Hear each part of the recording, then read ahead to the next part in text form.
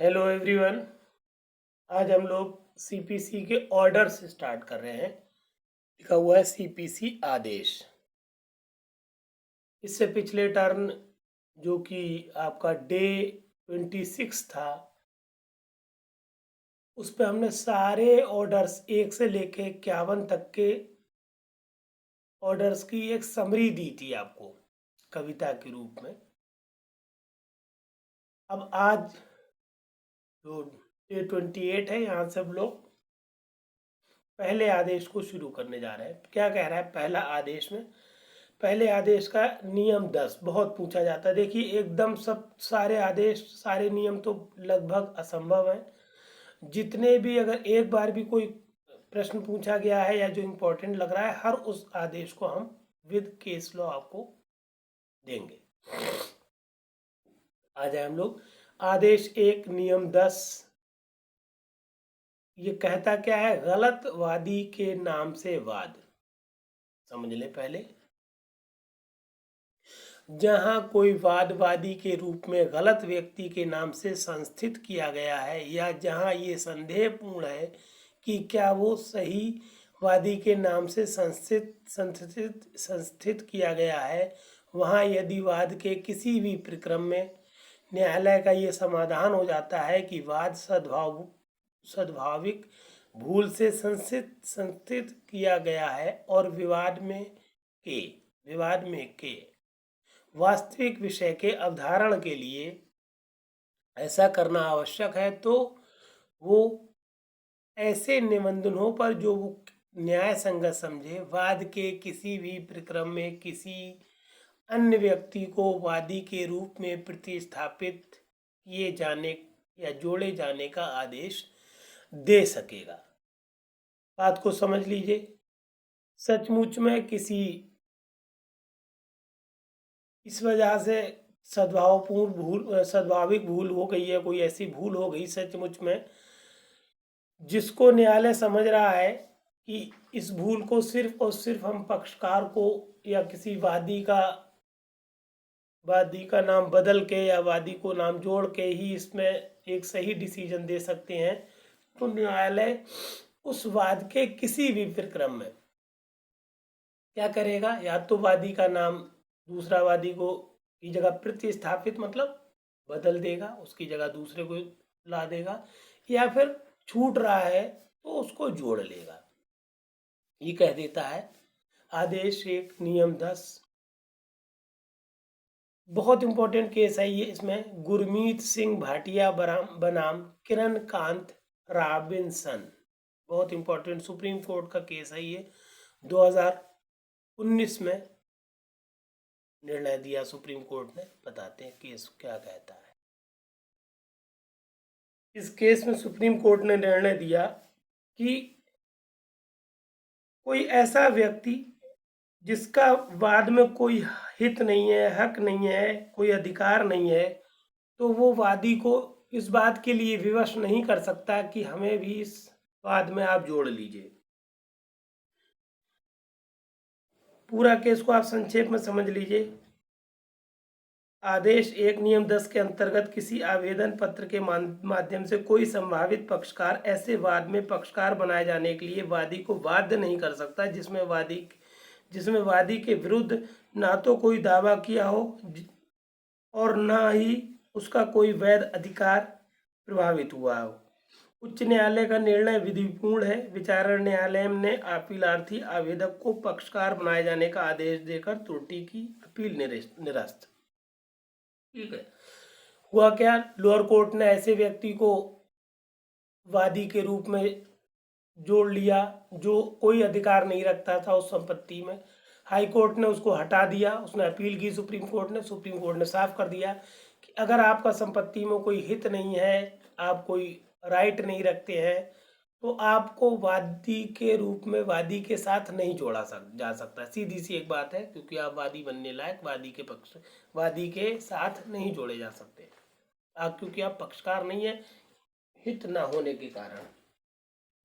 फिर आ जाइए आप आदेश 2 नियम 2, इंपॉर्टेंट है। वाद के अंतर्गत संपूर्ण दावा होगा। क्या मतलब है?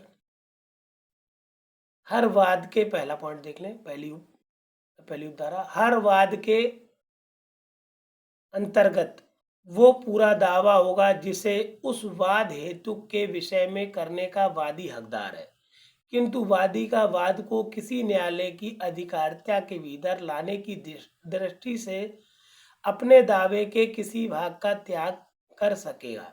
कहने का मतलब है कि अगर आप दावा कर रहे हैं किसी कोर्ट में, तो आप संपूर्ण दावा करें, जितना आपका अधिकार है, जितना आप चाह रहे हैं, न्यायालय से अनुतोष चाह रहे हैं, उस पूरी बात को एक साथ आप न्यायालय में प्रस्तुत करें। और अगर नहीं करते हैं तो क्या होगा, ये अगले 2 पॉइंट्स में बताया गया है। दूसरा पॉइंट कह रहा है दावे के भाग का त्याग।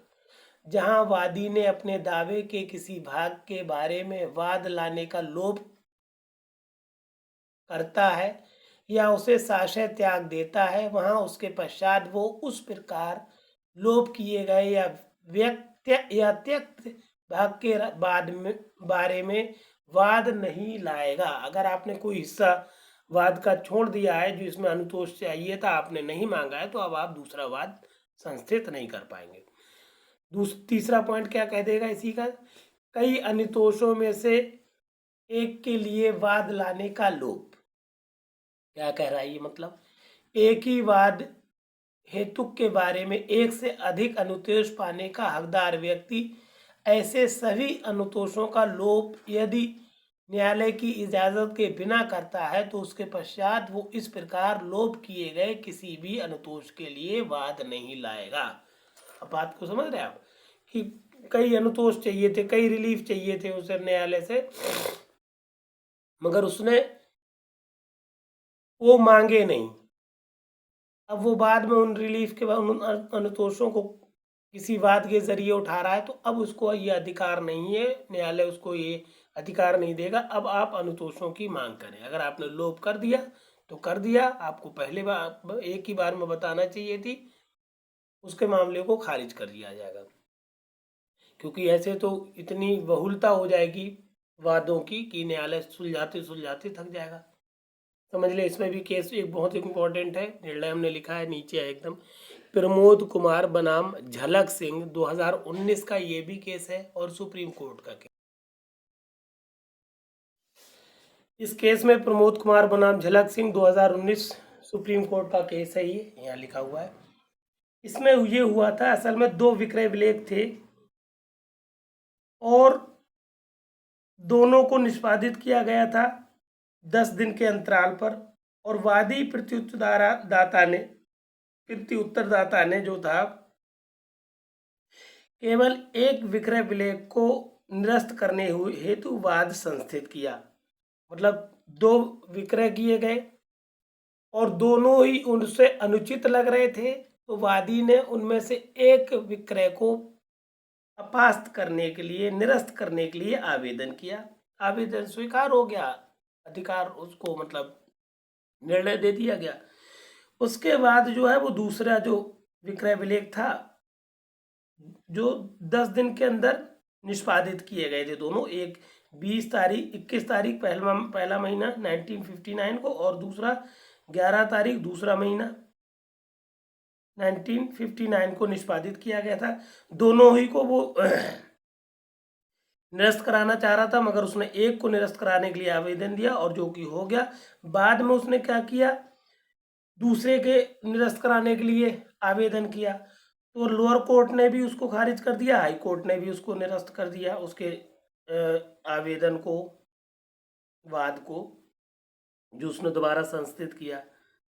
सॉरी, लोअर कोर्ट ने उसको निरस्त कर दिया, लोअर कोर्ट ने, अपीलीय न्यायालय जो था उसने, अपीलीय न्यायालय और विचारण न्यायालय ने उसको विक्रय विलेख को निरस्त करने का जो वाद था, द्वितीय वाद था, उसको निरस्त कर दिया। मगर उच्च न्यायालय ने जो था उस विक्रय विलेख को निरस्त करने का जो वाद था उसको मान लिया। सुप्रीम कोर्ट में अपील हुई, सुप्रीम कोर्ट ने कहा नहीं भाई, अपीलीय न्यायालय और प्रथम वर्ग के न्यायालय और अपीलीय न्यायालय ने ठीक ही इनके दूसरे वाद को निरस्त किया, क्योंकि ये पहली बार में ही अनुतोष पा सकते थे, इन्होंने नहीं मांगा। अब इनका दोबारा अनुतोष प्राप्त करना ठीक नहीं है, इसलिए लोअर कोर्ट और अपीलीय न्यायालय का निर्णय सही है, हाई कोर्ट का निर्णय निरस्त किया जाता है। क्योंकि अगर एक बार में इन्होंने लोप कर दिया तो अब इनको उसी मामले में दोबारा अनुतोष देने के लिए वाद संस्थित नहीं किया करने दिया जाएगा। बहुत इंपॉर्टेंट केस है ये दोनों, याद रखिएगा।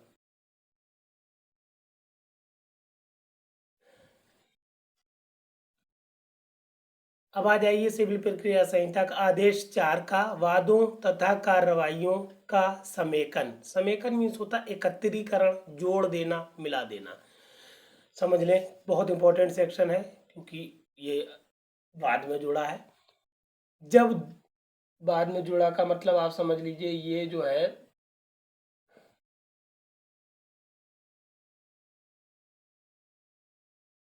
1977 से प्रभावी है।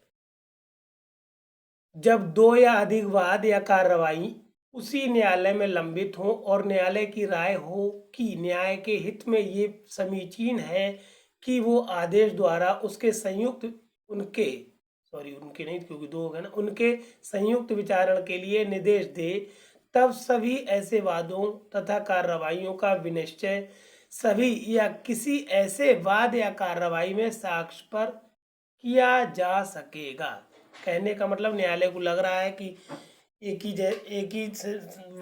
ही मैटर से संबंधित वाद है तो उनको वो समेकित कर देगा, और जैसी परिस्थिति हो, अगर एक ही से संबंधित साक्ष्य से पूरा मामला निपट रहा है तो एक ही साक्ष्य से निपटा देगा, और अलग अलग साक्ष्य चाहिए होंगे तो डिपेंड करेगा, न्यायालय उन साक्ष्यों को मांग करेगा और उनके आधार पर निर्णय देगा। फिर आप आ जाइए आदेश 5 नियम 20 प्रतिस्थापित तामील। ये क्या होती है समझ लें। यहाँ पर हमने अपना चैनल दे दिया @law classes by Firoz sir. कोई दिक्कत है तो यूट्यूब पे डायरेक्ट आप डालिए, सर्च करिए, और डे 1 से लेके डे 100 तक वीडियो आपको मिल जाएंगे, जिसमें पूरा PCSJ का और HJS मेंस का सिलेबस है पर डे। और हर वीडियो के डिस्क्रिप्शन बॉक्स में नोट्स है, यही हैंड रिटन नोट्स जिनसे हम पढ़ा रहे हैं, जो कि PDF के फॉर्म में हमने अटैच कर दिए हैं। सबको शेयर ज़रूर करिए और चैनल सब्सक्राइब ज़रूर करिए प्लीज़, थैंक यू। आदेश 5 नियम 20 प्रतिस्थापित तामील। पहला पॉइंट देखें, इसमें क्या होती प्रतिस्थापित तामील, बहुत ध्यान से समझें।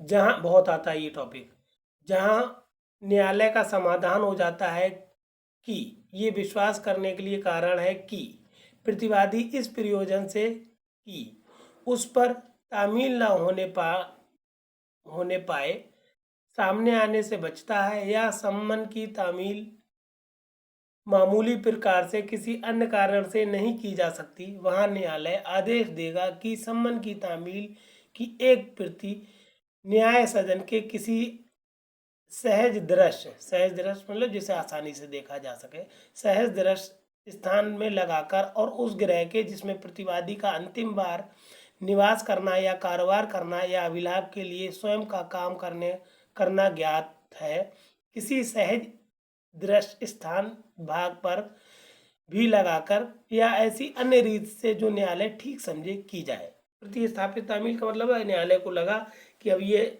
सम्मन की तामील नहीं कर रहा है तो न्यायालय सदन में लगाएगा, या जहां लग रहा है कि ये रहता था या रह रहा था या लास्ट में इसको देखा गया या कारोबार कर रहा था, उसके गृह के सहज स्थान ऐसी जगह पर बोर्ड लगा देगा, नोटिस कि आप फला जगह फला टाइम उपस्थित हो। तो ये सम्मन की तामील जो होती है वो कहलाएगी प्रतिस्थापित तामील। इसका दूसरा पॉइंट बता रहा है प्रतिस्थापित तामील का प्रभाव क्या होगा। न्यायालय के आदेश द्वारा प्रतिस्थापित तामील इस प्रकार प्रभावी होगी मानो वो स्वयं प्रतिवादी पर की गई है। तीसरा और आखिरी पॉइंट, जहां तामील प्रतिस्थापित की गई हो वहां उपसंजाति के लिए समय का नियत किया जाना। क्या मतलब है इसका, जहां तामील न्यायालय के आदेश द्वारा प्रतिस्थापित की गई है वहां न्यायालय प्रतिवादी को उपसंजाति के लिए ऐसा समय नियत करेगा जो उस मामले में अपेक्षित हो। ठीक, वो समय दे देगा जिस समय उसे उपस्थित होना ठीक लगेगा, तो उस कहेगा कि इस समय पर आप उपस्थित होगा। ये पूरी हो गई प्रतिस्थापित तामील। आगे पेज पे चले। क्या कह रहा है आदेश 6 नियम 17 अभिवचनों का संशोधन। ठीक, क्या मतलब है इसका? बहुत इंपॉर्टेंट आदेश है ये, निर्णय है ये, ऑर्डर है ये। न्यायालय, समझे पहले, न्यायालय कार्रवाई के किसी भी प्रक्रम पर किसी भी पक्षकार को ऐसी रीत से और ऐसे निबंधनों पर जो न्याय संगत हो अपने अभिवचनों को परिवर्तित या संशोधित करने के लिए अनुज्ञात कर सकेगा, और वे सभी संशोधन किए जाएंगे जो दोनों पक्षकारों के बीच विवाद के वास्तविक प्रश्न के अवधारण के प्रयोजन के लिए आवश्यक है। ठीक, न्यायालय को किसी भी प्रकरण पे लगता है कि किसी भी कार्रवाई के लिए अभिवचन मतलब होते हैं जो भी पत्र, चाहे वो वादी द्वारा हो चाहे प्रतिवादी द्वारा हो, प्रस्तुत किए गए हैं, उनको कहते हैं अभिवचन। तो उनमें परिवर्तन किया जा सकता है जिससे मामले पर असर पड़ेगा। मगर इसमें परंतु के एक बहुत इंपॉर्टेंट है, वो याद रखें जरूर आप। परंतु विचारण प्रारंभ होने के पश्चात संशोधन के लिए किसी आवेदन को तब तक अनुज्ञात नहीं किया जाएगा जब तक कि न्यायालय इस निर्णय पर ना पहुंच जाए कि सम्यक तत्परता बरतने पर भी वो पक्षकार विचारण प्रारंभ होने से पूर्व वो विषय नहीं उठा सकता था। ठीक, बहुत इंपॉर्टेंट है परंतु, क्योंकि परंतु को ही घुमा के प्रश्न पूछते हैं और आपको एग्जैक्ट आदेश तक पहुंचना होता है। ठीक है, ये परिस्थिति जरूर याद रखेंगे कि विचारण प्रारंभ होने के बाद अभिवचनों को संशोधन की इजाजत सामान्यता नहीं है। इसमें एक बहुत इंपॉर्टेंट दिया गया निर्णय है ये, वरुण पहवा बनाम श्रीमती रेणु चौधरी और AIR 2019 सुप्रीम कोर्ट का केस है। इस केस में एग्जैक्टली वादी जो थे वो निदेशक थे कंपनी के, और उनके नाम से वाद प्रतिस्थापित किया गया था, संस्थित किया गया था। अब वो चूंकि वादी निदेशक को बनाया था, अब वो चाह रहे थे कि कंपनी का नाम उनके नाम पर प्रतिस्थापित किया जाए, संशोधन किया जाए वाद में, अभिवचन में संशोधन करके, मतलब वादी निदेशक का स्वयं ना होके नाम, कंपनी का नाम वादी की जगह होना चाहिए, ये प्रतिस्थापित करने की मांग उन्होंने की। विचारण न्यायालय और उच्च न्यायालय दोनों ने इनके आवेदन को अस्वीकार कर दिया, कहा नहीं करेंगे। सुप्रीम कोर्ट में जब अपील हुई तो अपील में सुप्रीम कोर्ट ने कहा कि भाई अगर ये चाह रहे हैं निदेशक कि इनका नाम की जगह कंपनी का नाम आना चाहिए, ये ज़्यादा उपयुक्त बात लग रही है कि जो वाद चल रहे हैं वो कंपनी के नाम से चले, ना कि निदेशक के व्यक्तिगत नाम से। और इनके नाम को मतलब इनके नाम की जगह कंपनी का नाम प्रतिस्थापित किया जाना विधिपूर्ण है। इसलिए दोनों ही जो आदेश विचारण न्यायालय और उच्च न्यायालय द्वारा दिए गए थे उनको निरस्त कर दिया गया और अपील अनुज्ञात कर ली गई। हर ऑर्डर को आप हम कई बार बता चुके हैं, अपने हैंड से अपने वर्ड्स में लिख लिया करिए 2-3 लाइनें, जिससे आप एग्जाम हॉल में होंगे तो आपको स्ट्राइक करेगा। वरना प्रेशर में आपको केस लॉ याद नहीं आते हैं तो अपने हाथ से लिखिए ज़रूर, भले ही 2 लाइनें 3 लाइनें उनका निचोड़ लिख लीजिए। 2-3 बार वीडियो को देख के निचोड़ निकाल लीजिए, 2 लाइनों का, 3 लाइनों का, 4 लाइनों का, वो लिख दीजिए, आपको फुल मार्क्स मिलेंगे। फिर आ जाइए आप आदेश 7 नियम 11 पर, वाद पत्र का नामंजूर किया जाना। क्या होता है वाद पत्र का नामंजूर किया जाना? कब कब नामंजूर किया जाएगा? बहुत ही ज़्यादा आता है ये, बहुत ही ज़्यादा आता है ये आदेश। निम्नलिखित दशाओं में वाद पत्र निम्नलिखित दशाओं में नामंजूर किया जाएगा। कौन कौन सी दशाएं हैं? पहली दशा है जहां वो वाद हेतु प्रकट नहीं करता। दूसरी बात है जहां दावाकृत अनुतोष का मूल्यांकन कम किया गया है और वादी मूल्यांकन करने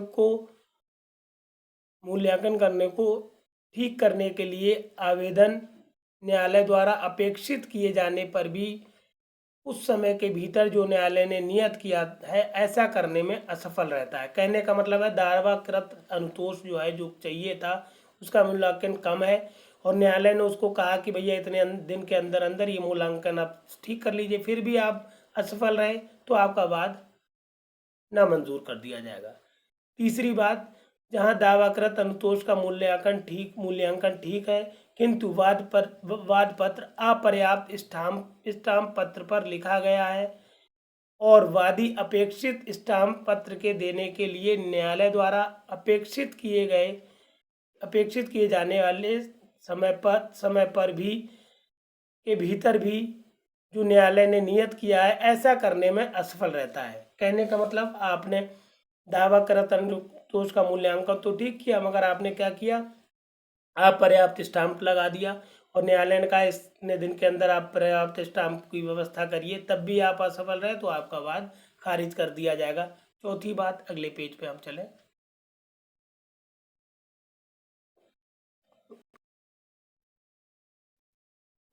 चौथा पॉइंट कह रहा है जहां वाद पत्र में के कथन से ये प्रतीत होता है कि वाद किसी विधि द्वारा वर्जित है, ठीक, तब भी वाद पत्र क्या होगा, आपका निरस्त कर दिया जाएगा। पांचवी बात, ये दो प्रतियों में फाइल नहीं किया जाता है। छठी और आखिरी बात, जहां वादी नियम 9 के उपबंधों का अनुपालन करने में असफल रहता है।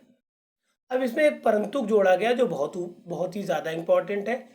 परंतु मूल्यांकन की शुद्धि के लिए या अपेक्षित स्टाम्प पत्र के देने के लिए न्यायालय द्वारा नियत समय तब तक नहीं बढ़ाया जाएगा जब तक कि न्यायालय का अभिलिखित किए जाने वाले कारणों से ये समाधान नहीं हो जाता कि वादी किसी असाधारण कारण से न्यायालय द्वारा नियत समय के भीतर यथास्थिति मूल्यांकन की शुद्धि करने या अपेक्षित स्टाम्प पत्र के देने से रोक दिया गया था और ऐसे समय के बढ़ाने से इनकार किए जाने से वादी के प्रति गंभीर न्याय होगा।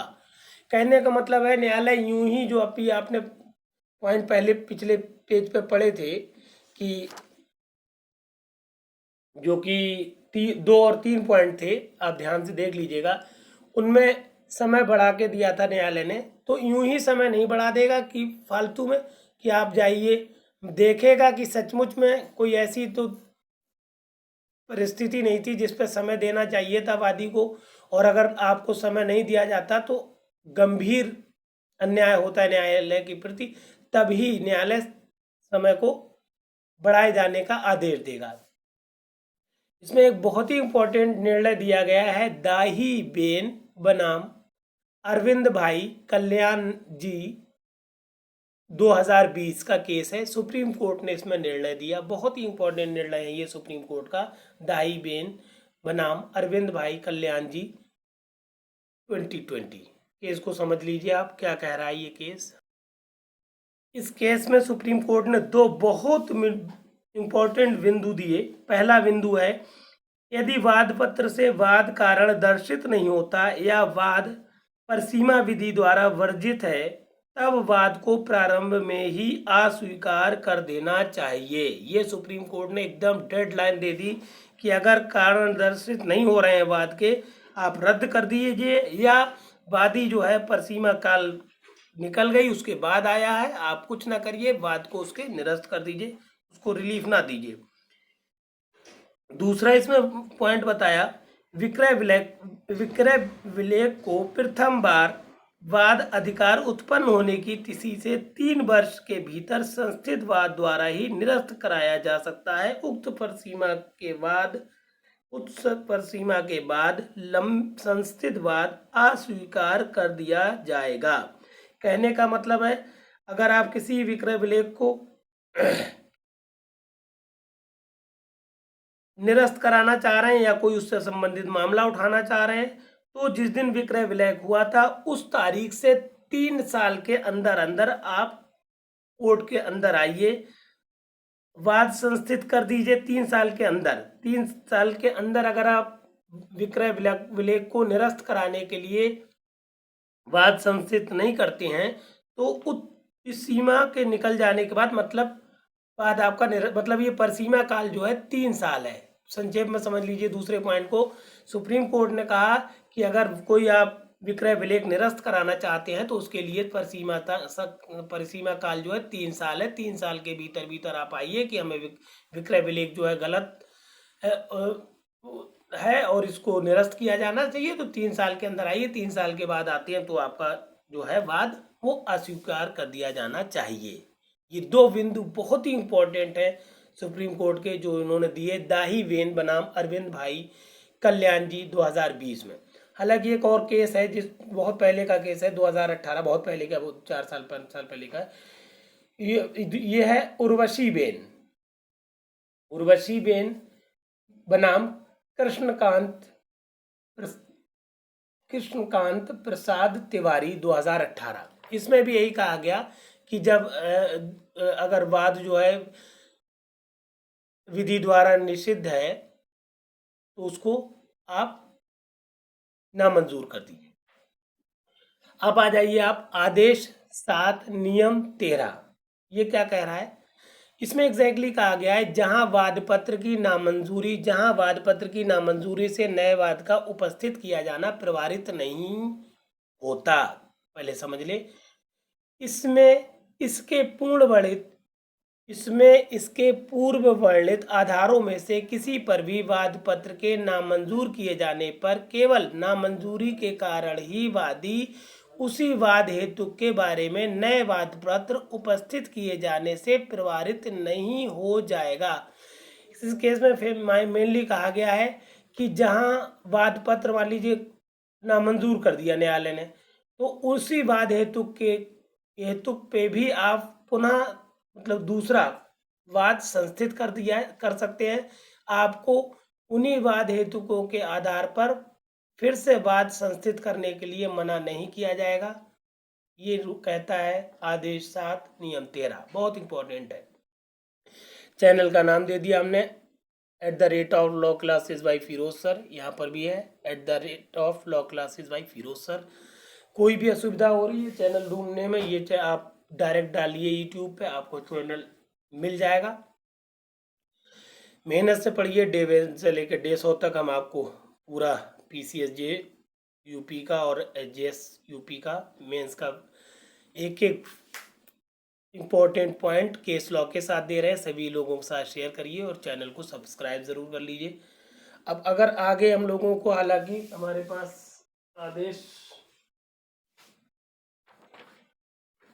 8 है तो ये तो थोड़ा पढ़ा दें, थोड़ा बाद में पढ़ा देंगे, थोड़ा पढ़ा देते हैं। आदेश 8 पढ़ा देते हैं। आदेश 8 नियम 1 क्या है? लिखित कथन। लिखित कथन क्या होता है देखें हम। प्रतिवादी उस पर सम्मन तामील किए जाने की तारीख से 30 दिन के भीतर अपनी प्रतिरक्षा का लिखित कथन प्रस्तुत करेगा। लिखित कथन वो होता है जो प्रतिवादी अपनी प्रतिरक्षा में न्यायालय को देता है, उसको कहते हैं लिखित कथन। और ये 30 दिन के भीतर जो उसको सम्मन हो गया है, सम्मन मिल गया है प्रतिवादी को, उस सम्मन में तामील होने के 30 दिन के अंदर लिखित कथन प्रस्तुत करना होता है। मगर इसमें कुछ छूट मिल गई है परंतु जोड़ के। परंतु जहां प्रतिवादी उक्त 30 दिन की अवधि के भीतर लिखित कथन फाइल करने में असफल रहता है, वहां उसे ऐसे किसी अन्य दिन को जो न्यायालय द्वारा ऐसे कारणों से जो लेखबद्ध किए जाएंगे विनिर्दिष्ट किया जाए फाइल करने के लिए अनुज्ञात किया जाएगा, किंतु जो समय सम्मन की तामील की तारीख से 90 दिन के पश्चात का नहीं होगा। कहने का मतलब है अगर 30 दिन में वो 30 दिन के भीतर लिखित कथन फाइल नहीं कर पाया है, असफल रहा है, तो न्यायालय देखेगा कि हाँ सचमुच में कोई ऐसा कारण था जिसकी वजह से ये 30 दिन के अंदर फाइल नहीं कर पाया अपने लिखित कथन को, तो परिस्थिति के अनुसार वो उसको और समय देगा। मगर 90 दिन से ज़्यादा समय उसको नहीं देगा लिखित कथन संस्थित करने के लिए। मगर अब इसमें एक पॉइंट है, स्टार बना दिया अपन, इसी के मतलब संशोधन हुआ है इसी पैटर्न, मतलब इसी कहना चाहिए वाणिज्यिक मामलों के लिए संशोधन किया गया। इसमें है वाणिज्यिक न्यायालय, उच्च न्यायालय का वाणिज्यिक प्रभाग और वाणिज्यिक अपीलीय प्रभाग। इस वाणिज्यिक, ये पॉइंट सिर्फ इतना है, वाणिज्यिक मामलों में सम्मन की तामील की तारीख से 120 दिन की समाप्ति पर प्रतिवादी लिखित कथन फाइल करने का अधिकार खो देगा। कहने का संक्षेप में मतलब हो गया कि लिखित कथन प्रतिवादी को अपनी प्रतिरक्षा के लिए सम्मन तामील की 30 दिन के अंदर प्रस्तुत कर देना चाहिए। अगर कोई परिस्थिति ऐसी बन रही है कि 30 दिन में प्रस्तुत नहीं कर पाया तो परंतु के अनुसार उसको 90 दिन तक की मोहलत मिल सकती है कोर्ट से। मगर अगर ये मामले वाणिज्यिक मामले हैं तो न्यायालय उसकी मैक्सिमम सीमा 120 दिन कर सकती है। वाणिज्यिक मामलों में ये बहुत विशेष मामले होते हैं, ये छूट बहुत कम मामलों में मिलती है। ये आज हम इतना पढ़ेंगे, अगला टॉपिक हम आपको अगले टर्न पे देंगे कि टॉपिक वरना बहुत बड़ा हो जाएगा। आज जो आदेश 8 नियम 6 है ये काफ़ी बड़ा है और केस लॉ भी है, तो ये बड़ा टॉपिक हो जाएगा, इसलिए हम अगले टर्न पे आप को देंगे। ये मैटर आप सबको शेयर ज़रूर करिए, हमारा चैनल सब्सक्राइब ज़रूर करिए। और सबसे मेन बात है कि हम आपको डे 1 से लेके डे 100 तक पूरा PCSJ या UPSJS का मेंस एग्ज़ाम का पूरा पैटर्न, पूरा सिलेबस, सारी चीज़ें दे रहे हैं, कोई भी चीज़ छोड़ नहीं रहे हैं। आप बिल्कुल एकदम चुपचाप इधर उधर भटकने के बजाय इस मैटर से तैयारी करिए। और सारे जो ये हैंड रिटन नोट्स हैं हम PDF के फॉर्म में लगा रहे हैं डिस्क्रिप्शन बॉक्स में, वहाँ पर जाके आप डाउनलोड कर लीजिए। डाउनलोड करने के बाद नोट्स अपने हाथ में रखिए, तब हमारा वीडियो देखिए, तब आपको 100% बात समझ में आएगी। फिर भी कोई डाउट रह जाए तो कमेंट करके हमें ज़रूर बताइए, हम आपके प्रॉब्लम को दूर करेंगे। दूसरी चीज़, इसमें सारे हमने टॉपिक्स लिए हैं। अब आपको जो लॉ, सेकेंड लॉ है, जो प्रोसीजर एक्ट है, हमने इसमें 2 एक्ट पूरे कर दिए हैं, एविडेंस एक्ट का और CRPC का, जिनकी 2 प्लेलिस्ट बना दी हैं, कंप्लीट CRPC करके और कंप्लीट एविडेंस एक्ट करके। ये सेकंड पेपर एविडेंस एक्ट का तीसरा पेपर मतलब तीसरा सब्जेक्ट है CPC, जो कि आपको इवन डेज पे मिल रहा है, जैसे 22, 24, 26, 28, 30, 32, 34 ऐसे डेज पे आपको ये सेकेंड पेपर मिलता रहेगा। ये कंप्लीट जब हम CPC भी करा देंगे तो आपको इसकी भी एक प्लेलिस्ट दे देंगे, कंप्लीट CPC। आप डे वाइज देखना चाहें तो डे वाइज देखें, आप सब्जेक्ट वाइज देखना चाहें तो सब्जेक्ट वाइज देखें। सर्च कर लें, कहीं पर भी प्रॉब्लम है तो डायरेक्ट आप यूट्यूब पे डालें @law classes by Firoz sir, ये चैनल हमारा सब्सक्राइब कर लें, जिससे आपको हर नोटिफिकेशन, हर मैटर आपको टाइम टू टाइम मिलता रहेगा, आपको कहीं भटकने की ज़रूरत नहीं पड़ेगी। और सारे दोस्तों को शेयर करें जिससे सारे लोग सिलेक्शन ले पाएँ। Thank you for watching this.